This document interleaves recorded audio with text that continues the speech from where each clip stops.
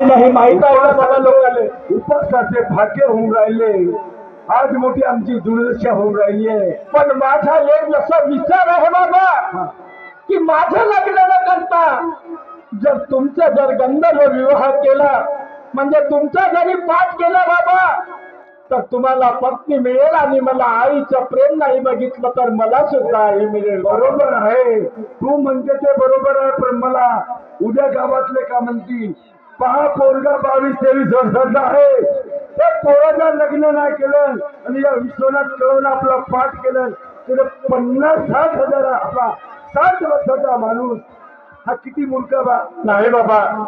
लोकांचा विचार करायचा नाही बाबा आपल्याला काय पडतंय आपण बाप लेकाला विचार करायचा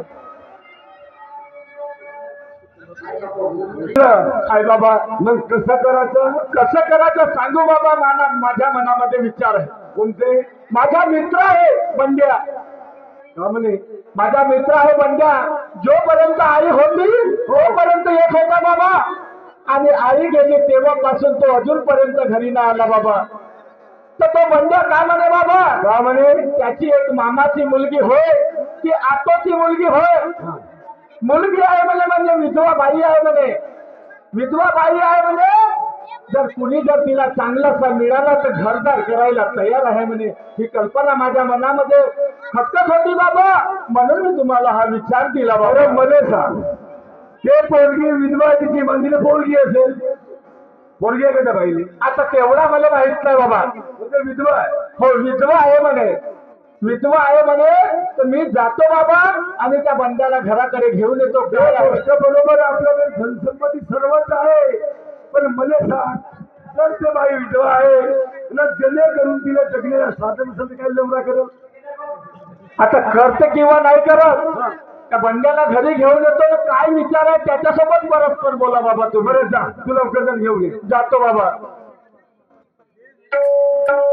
काय बाबाने माझ्याकडे विचार मांडला की म्हणे माझं लग्न करून टाकावं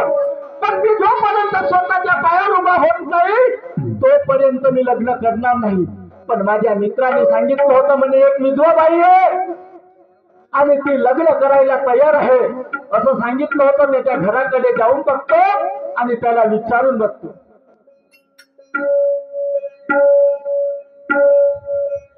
राजा राणीच्या जोडीला 5 मजली मारीला राजा राणीच्या जोडीला 5 मजली मारीला सांगा कुणाचं योगदान सांगा कुणाचं योगदान लाल दिव्याच्या गाडीला सांगा कुणाचं योगदान लाल दिव्याच्या गाडीला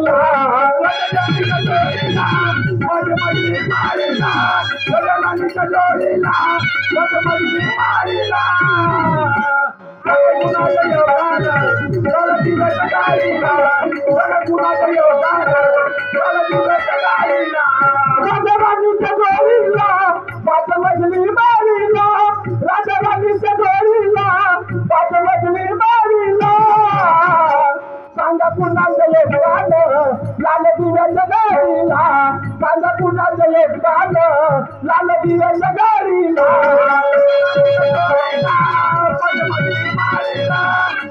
राणीच्या जोडीला 5 मजली मारीला सांगा कुणाचं योगदान लाल दिव्याच्या गाडीला सांगा कुणाचं योगदान लाल दिव्याच्या गाडीला चला बोलत चालत घरात बंड्याच्या घराकडे आलो बंड्याला आवाज देतो बंड्या रे बंड्या म्हटला महाजा बाळपणीच्या मित्रा बंड्या बंड्या रे बंड्या अरे बंड्या माहित नाही कोटी गेला असं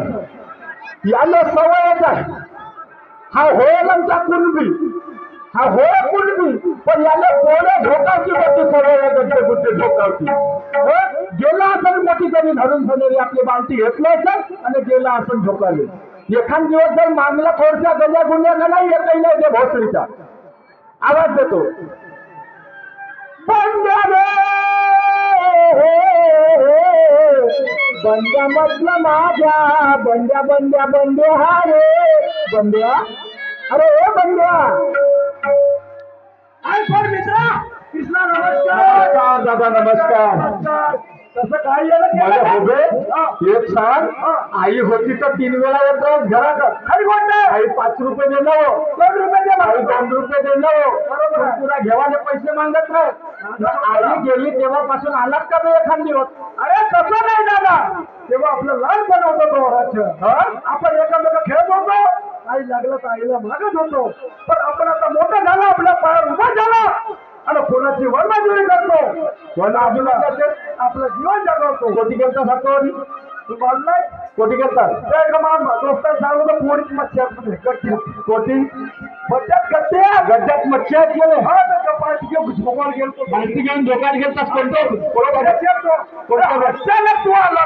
आवाज आला तर इकडं समोर आलो इकडे आला मला एक सांग बाबा काय म्हणे